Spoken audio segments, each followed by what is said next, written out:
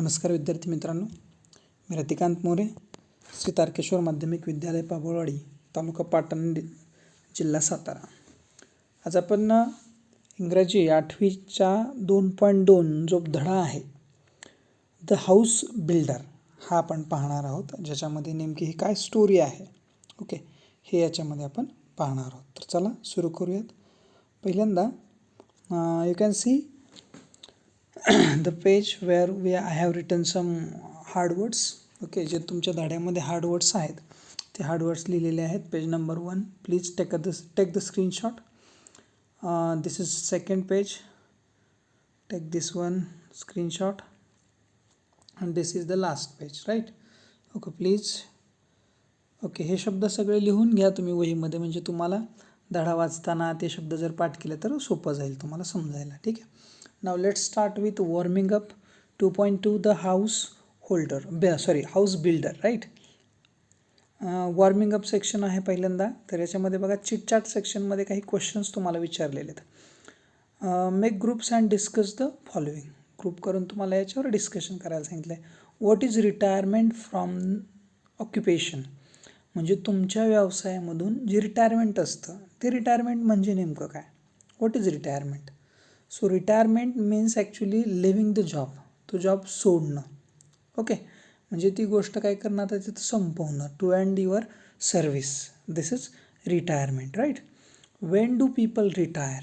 Okay, actually this is depend on the age. Okay, वयावर आणि काही ठिकाणी वेगवेगळ्या पद्धतीनं, काही कमी वयात असतात. यू कॅन सी आर्मीमध्ये आपण बघत असतो पहा, काही खूप कमी वयात माघारी येतात. ठीक आहे, रिटायरमेंट घेतात. ओके, सो आपण जर बघितलं स्टेट सर्वंट जे असतात तर त्यांना एक अंदाजे 60 वर्षाच्या आसपासपर्यंतची सेवा असते. 60-58 अशा पद्धतीच्या सेवा त्यांच्या असतात. Okay, means at the age of 60 or at particular age by the फॅकल्टीनुसार तुम्हाला ते ठरलेलं असतं. For what reason do people have to retire from their occupation. So actually there are many reasons. Okay, sometimes by ending the service. Okay, service time संपल्यानंतर काही जण retirement घेतात.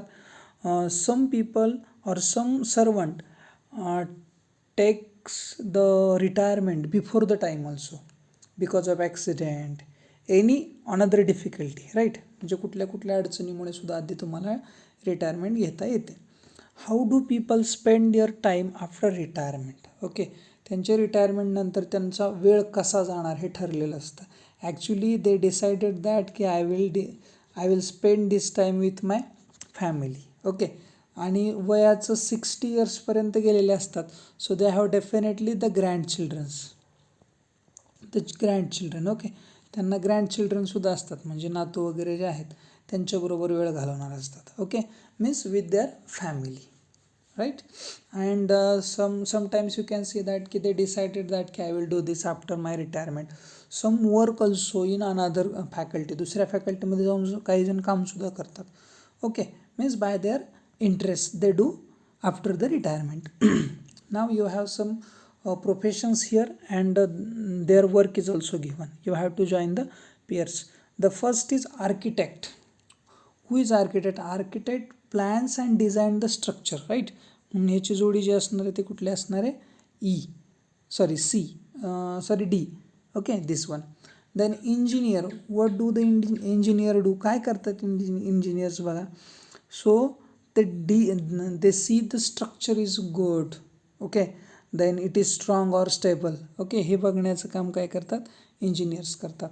Then building contractor, त्यांच्यात ते पुन्हा काय करतात, कोणाला तरी कॉन्ट्रॅक्ट देतात आणि कॉन्ट्रॅक्टर काय करतो, supervise the constructions, employees, workers, then professionals etcetera.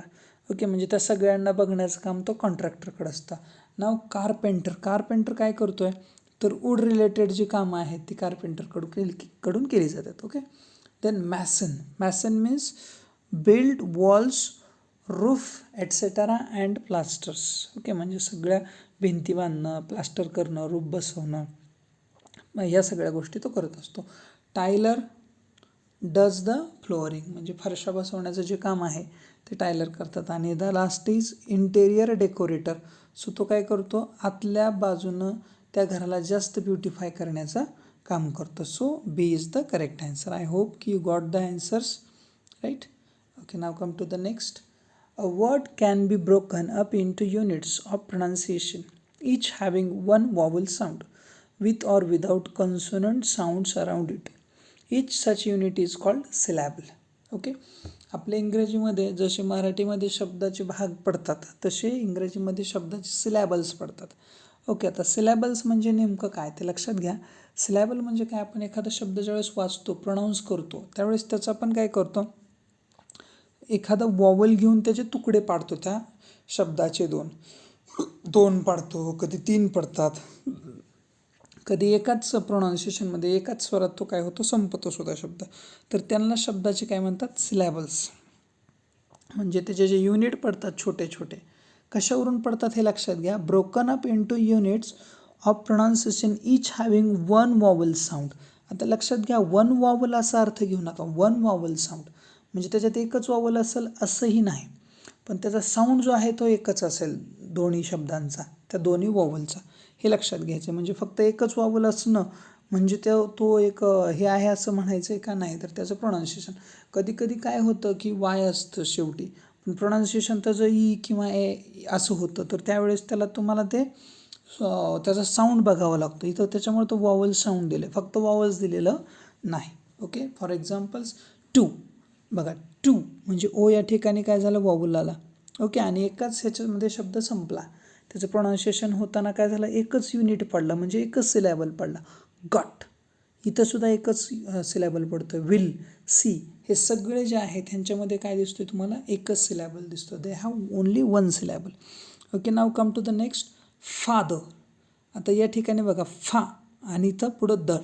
Okay, म्हणजे या ठिकाणी फादर हा शब्द कसा 2 सिलॅबलनं तयार झाला. तसंच मॅसन, मॅसन. ओके, देन पुढं आहे बिल्डर, बिल्डर. आता तुम्ही जर नीट लक्षात घेतलं तर बघा, याच्यात एक वॉवल आहे, याच्यात एक वॉवल आहे, पण वॉवल असण्याबरोबर वॉवल साऊंड आहे, हे महत्त्वाचं आहे. हॅव 2 सिलॅबल्स, यांच्यात किती सिलॅबल्स आहेत बघा, तर हे 2 सिलॅबलचे शब्द आहेत. इंजिनियर.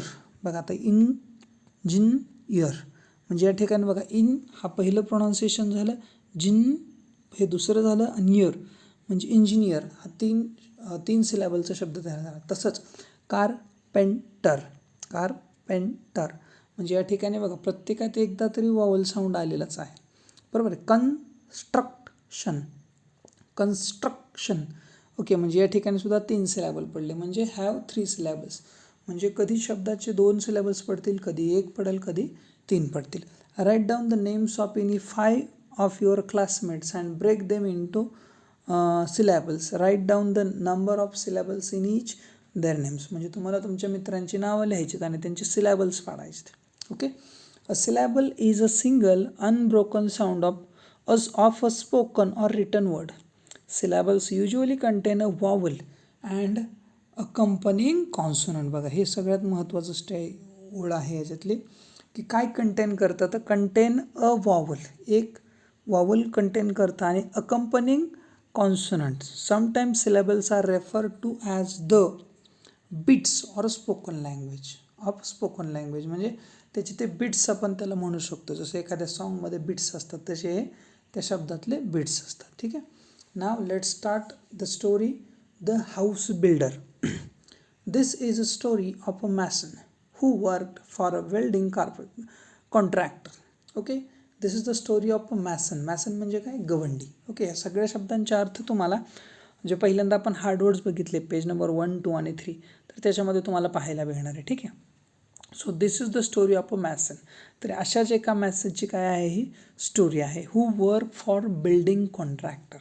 तो कोणासाठी काम करत होता, तर एका बिल्डिंग कॉन्ट्रॅक्टरसाठी तो काम करत होता. म्हणजे कॉन्ट्रॅक्टर काय करतात, काम घेतात आणि एखादा दुसरा गवंडी बघून त्या गवंड्यांना ते काम देतात. तसं तो एका कॉन्ट्रॅक्टरच्या अंडर काम करत होता. The mason always strove to his work to perfection. त्याला एक छान सवय होती, कोणती, द मॅसन ऑलवेज स्ट्रो म्हणजे काय, मेड ग्रेट एफर्ट, म्हणजे खूप परिश्रम घेणे. स्ट्राईव्हचा V2 आहे तो. तर खूप परिश्रम घ्यायचा कशासाठी, to his work to perfection. आणि त्याला एक पद्धतीनं तो काय करायचा, खूप छान पद्धतीनं तडीस न्यायचा. म्हणजे हाती घेईल तो तडीस नेण्याचं काम तो करायचा आणि ते एकदम छान पद्धतीनं काम पूर्ण करायचं. परफेक्शन म्हणजे त्या कामामध्ये अगदी कौशल्यानं ते काम तो पूर्ण करायचा, असा तो मॅसन होता. As soon as a house had been designed by the architect. पहिल्यांदा काय व्हायचं की आर्किटेक्ट काय करायचा की त्याची डिझाईन जी आहे ती फायनल करायचं. ओके, जसं काय आर्किटेक्टनं डिझाईन फायनल केली, detail finalise by the engineer, आणि त्याच्या जे रिलेटेड ज्या डिटेल्स आहेत त्या कोणी, तर इंजिनियरनं जसं काय फायनलाइज केल्या, बघितल्या, त्याला जर शेवटचं स्वरूप आणलं, the contractor would send for the mason and leave the responsibility on building the house to him. म्हणजे जसं काय आर्किटेक्टने डिझाईन केली, इंजिनियरने एकदा काय बघितली ती आणि स्टेबल त्याला वाटलं, व्यवस्थित वाटलं, स्ट्रॉंग वाटलं, की contractor would send for the mason, आणि लगेचच तो काय करायचा, कोणाकडं पाठवायचा, ते लगेच सेंड फॉर द मॅसन, म्हणजे मॅसनला लगेच तो काय करायचा, बोलवायचं की चल बाबा आता आपल्याला हे काम करायचं. अँड लीव्ह द रिस्पॉन्सिबिलिटी, आणि पूर्णपणे ते करण्याची पूर्ण रिस्पॉन्सिबिलिटी तो कोणावर द्यायचा, तर त्या मॅसनवरती द्यायचा. असा हा मॅसन होता जो इतका चांगला कामाचा आणि कुठलंही काम घेतल्यानंतर ते परफेक्ट करून ते पूर्ण करणारा असा तो होता. The mason would then without wasting any time start his work, आणि तो कुठल्याही पद्धतीनं कुठलाही वेळ न दवडता, without any time, wasting any time, okay, म्हणजे कुठल्याही प्रकारचा वेळ न दवडता स्टार्ट हिज वर्क, लगेच असतो त्याचं काय करायचा, काम सुरू करायचा. He would take great interest in his work of building and to do it with full dedication. Okay, listen, this statement is very important. You can say this is the thought also, good thought also. Okay, काय thought आहे बघा, he would take great interest in his work. Okay, तो त्याच्या कामामध्ये खरंच खूप मन लावून काम करायचा. Of building and do it with full dedication, आणि तो काय करायचा, स्वतःला पूर्ण समर्पित करायचा त्या कामामध्ये. ओके, म्हणजे तो काम करायचं म्हणून करत होता का, definitely no. Means he love his work, तो त्याला त्याचं काम काय होतं, ही लव्ज हिज वर्क, त्याला त्याचं काम आवडतं, हे याच्यातून आपल्याला काय होतं, दिसतं. ही डेडिकेट फॉर द वर्क, तो त्याच्यासाठी समर्पित असायचा, म्हणजे तो समर्पणानं काय करायचं, ते जे काम आहे तो करायचा. He made sure that he used the best construction material of high quality, the measurements of the walls, doorways, arches, etc. आता काय व्हायचं पहा, तर he made sure that he use the best construction material, आणि तो सगळ्यात महत्त्वाची काळजी घ्यायचा की आपण जे मटेरियल वापरतोय ते चांगल्या प्रतीचं आहे का. कारण जर समजा हा किती जरी चांगलं बांधलं असेल पण मटेरियल जर रॉंग असेल तर ह्याच्या कामाला काय अर्थ आहे का, नाही. It means that the material should be good. Okay, आपण जसं आपल्या लाईफमध्ये आपण बघतो, आपण जर चांगल्याची किंवा सत्याची साथ दिली तर आपण योग्य आहेत, पण आपण जर चुकीचं हातात घेऊन पळत असेल तर त्या पळण्याला काय अर्थ आहे का, नाही. म्हणजे आपण जर वाईट विचार डोक्यामध्ये घेऊन मनामध्ये घेऊन चालत असेल तर ते जगणं आहे का, नाही. ऑलवेज बी पॉझिटिव्ह, नेहमी आपण पॉझिटिव्ह राहिलं पाहिजे. त्या ॲटिट्यूडनं पुढं चलाल तर नक्की खूप पुढे जाल. ठीक आहे, तर काय करायचं बघा, खूप छान मटेरियल तो काय करायचा, यूज करायचा कामामध्ये त्याच्या. Of high quality, the measurements of the walls, आणि ज्या काही भिंती मोजमाप वगैरे असतं ते सुद्धा अगदी प्युअरली व्यवस्थित करायचा. डोअरवेज म्हणजे कुठून आउट इन वगैरे दरवाजाच्या ज्या काही चौकटी वगैरे असतील त्या व्यवस्थित करायचा. देन आर्चेस म्हणजे ज्या काही कमानी असतात वेगवेगळ्या, जसं त्या चौकटीच्या वगैरे कमानी असतात तर त्या कमानीसुद्धा तो काय करायचा, खूप छान पद्धतीनं तो कर्व करायचा. We are perfect and he gave an excellent and appealing finish to whatever he built. आणि त्याला एक सवय होती, आपण जे काम करतो आहे ना ते इतकं परफेक्टली करायचं की त्याचा ज्यावेळेस अपिलिंग फिनिश म्हणजे अगदी शेवटचा अट्रॅक्टिव्ह फिनिश ज्यावेळेस द्याल त्यावेळेस ती बिल्डिंग एकदम छान दिसेल अशा पद्धतीनं तो काय करायचा, त्याला लास्ट फिनिशसुद्धा द्यायचा. The owner of the new house built would be more than satisfied with the construction. आणि तो एवढ्या प्रेमानं एवढ्या मनापासून काम करायचा की when he gives the keys to the owner. ज्यावेळेस तो कोणाला कीज देतोय, ओनरला ज्यावेळेस कीज द्यायचा, तर तो ओनर इतका खुश असायचा, सॅटिस्फाय विथ द कन्स्ट्रक्शन, म्हणजे जे केलेलं कन्स्ट्रक्शन आहे तर त्या ओनरने जेवढं अपेक्षित केलं आहे त्यापेक्षा सुद्धा कसं असायचं, सुंदर असायचं. Okay, so this is first and second paragraph. Okay, let's take a question. Why was the mason a very good workman?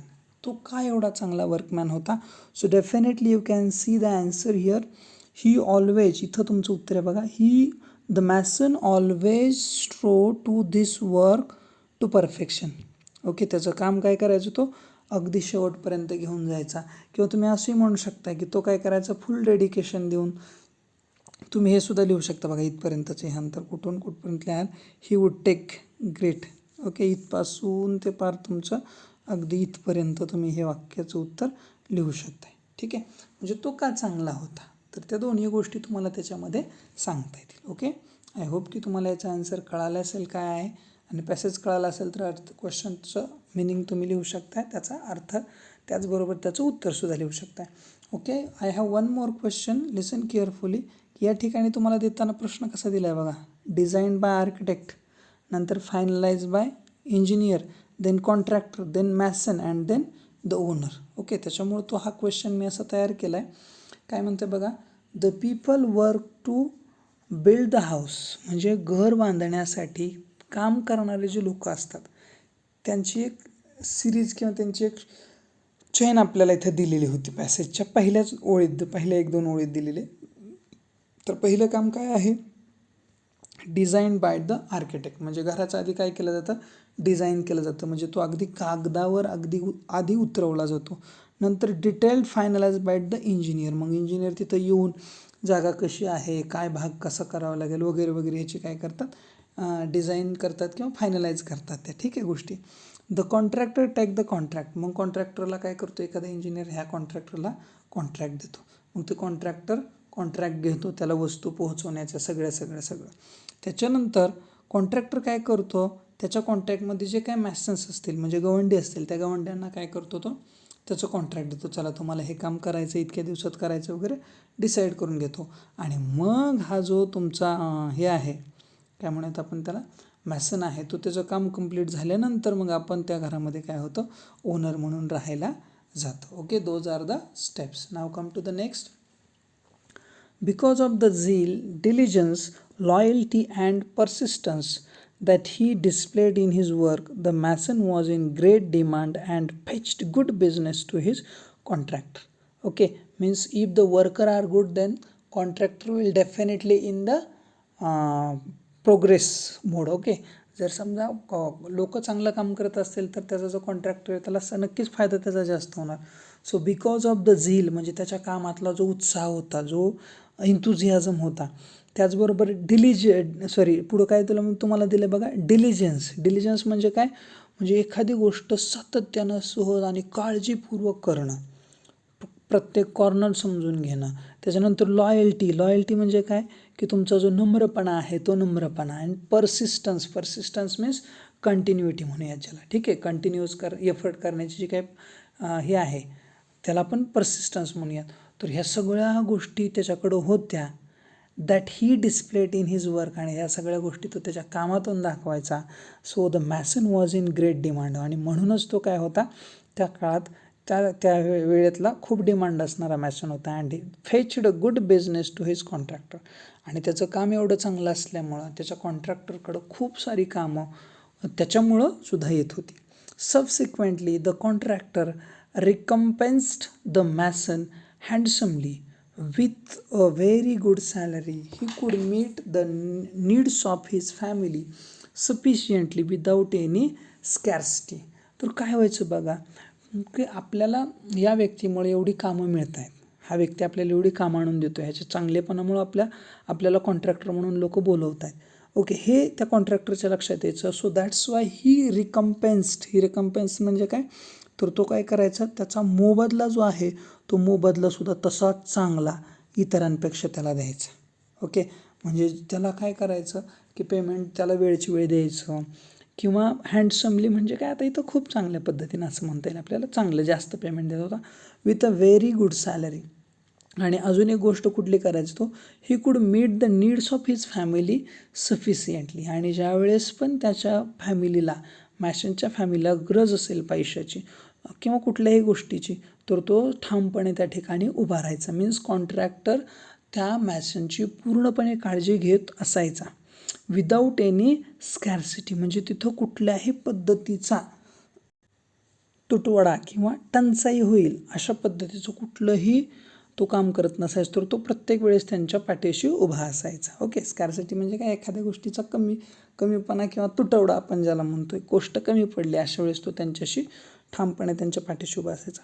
The mason दस continued working with great devotion for many years till he become a grandfather. आणि काय झालं बघा, की असंच मग हा जो मॅसन होता तो खूप खूप खूप खूप खूप कामं त्याच्याबरोबर करत राहिला. आणि त्यानं सगळी कामं कशी केली, अगदी प्रामाणिकपणे व्यवस्थित केली. आणि मग काय, great devotion for many years, खूप वर्षासाठी त्यानं खूप चांगली कामं केली. Till he become the grandfather. आता त्याला काय झाले, काही ग्रँडचिल्ड्रन म्हणजे काय झालं, आपण नातू वगैरे म्हणतो, नातू. तर अशा त्या मुलांच्या लग्नानंतर, मुलीच्या लग्नानंतर त्यांची लहान मुलं ह्याच्या आता काय झाली, संपर्कात येऊ लागले. त्यांच्याबरोबर त्याला वेळ घालवावा असं वाटायचा. बट दिस वर्क, पण हे जे काम होतं ते नेहमी मध्ये यायचं. Then he decided it was time to retire and spend time playing with the grandchildren. मग त्यानं ठरवलं की no, this is the time to spend this time should be spend with my grandchildren. आता मी माझ्या ग्रँडचिल्ड्रनबरोबर, माझ्या नातवांबरोबर मी खेळलं पाहिजे, त्यांच्याबरोबर वेळ दिला पाहिजे. So he decided to take the retirement. म्हणून त्यानं रिटायरमेंट घ्यायची ठरवली ऑक्युपेशनपासून. Being a fair-minded person, he informed his contractor of his decision to retire from house building. Being a fair-minded person म्हणजे तो एक ठाम मताचा व्यक्ती होता. ओके, आणि त्याच्यामुळे त्यानं काय केलं, आपलं मत जे आहे ते त्या कॉन्ट्रॅक्टरच्या समोर मांडलं की मी आता रिटायर होणार आहे म्हणून. Retire from house building. The contractor was very disheartened to lose such an excellent workman and urged the mason to continue his job, but no avail. मग त्यानं त्या कॉन्ट्रॅक्टरच्या लक्षात आलं की this person is very important for my business. माझ्या कामामध्ये खरं तर ह्या व्यक्तीचं खूप मोठं योगदान आहे. So I have to convince him की you have to do this work. Okay, for a year, for 2 years असं काहीतरी बोलावं लागेल. मग त्यानं त्याला बोलण्याचा प्रयत्न केला. व्हेरी डिसहार्टन, तो म्हणजे हे झाला, नाराज झाला. आणि त्यानं काय केलं मग, कारण त्याला माहीत होतं की एवढा एक्सलंट माणूस आपल्याकडून जर गेला तर आपल्याला पुन्हा पण अडचणीत येऊ. मग त्याच्यासाठी तो त्याच्याकडे विनंत्या करू लागला. अर्ज म्हणजे काय, विनंत्या करणे, विनंती अर्जव करणे करू लागला की please don't give up the job, तुम्ही हा जॉब सोडू नका किंवा don't take the retirement now. But it was in vain, पण हे सगळं काय झालं, व्यर्थ झालं. नो अव्हेल म्हणजे त्याचा काही फायदा झाला नाही. The mason had made his mind and refuse to carry on. आणि त्या माणसानं फिक्स केलं होतं त्याच्या डोक्यामध्ये की नाही, मला आता काम काय करायचं आहे, सोडून द्यायचं आहे. ओके, आय होप की you got the third and fourth stanza. Okay, let's see the question. What sudden decision did the mason take. मॅसननं नेमकं कोणतं डिसिजन अचानकपणे घेतलं. So definitely you can see that, इथं आहे पहा प्रश्न. Then he decided that it was time to retire and spend time with playing the grandchildren. म्हणजे कुठपासून घेणार उत्तर, हे देन सोडून द्या आणि पुढचं घ्या. He decided that it was time to retire and spend time playing with his grandchildren. Okay, कोणतं डिसिजन घेतलं तर टू रिटायर, एवढं जरी फक्त लिहिलं तरीसुद्धा सफिशियंट आहे. Okay, to retire from the work. I hope की पहिले जे ते काही 3 पॅसेजेस झाले ते पॅसेजेस तुम्हाला खूप छान पद्धतीनं समजलेले असतील. ओके, व्हिडिओची लेंथ थोडी मोठी होईल, त्यामुळे राहिलेला जो पोर्शन आहे तो आपण पार्ट 2 मध्ये पाहणार आहोत. ओके, जर व्हिडिओ आवडला असेल तर नक्की लाईक करा, शेअर करा तुमच्या मित्रांबरोबर, आणि चॅनलवर नवीन असाल तर प्लीज सबस्क्राईब करा. Okay, thank you.